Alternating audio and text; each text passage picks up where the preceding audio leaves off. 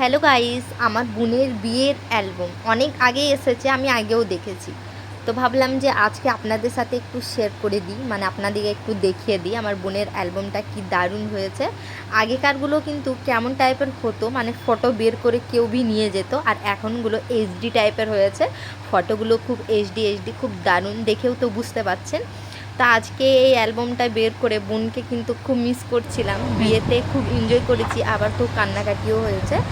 তো যারা যারা বিয়েতে এসেছিল তাদেরকে অনেকেই মিস করছি, কারণ কি বরাবর তো বাড়িতে আর আসা হয় না সবাইকে। এই যে ফটো, এই যে ভিডিও, এগুলোই স্মৃতি হয়ে থেকে যায়। তো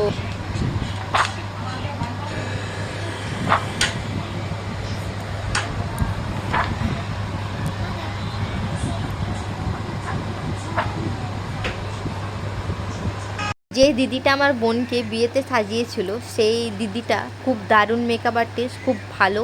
আমার বোনকে ঠাকুরের মতন করে সাজিয়ে দিয়েছিল, কি সুন্দর লাগছে না? আমার বোন দেখতেও আগের থেকেও সুন্দর আছে, কিন্তু সাজানোটা বেশ ভালো হয়েছিল। আমিও ওর কাছে পার্টি মেকআপ করেছিলাম, চার্জটা খুব কম নিয়েছিল, 600 টাকা আমার নিয়েছিল। তারপরে এখানে সিঁদুরদানের ফটোটা আরও সুন্দর লাগছে আমার বোনকে দেখতে, আপনারাও দেখুন কি দারুণ লাগছে।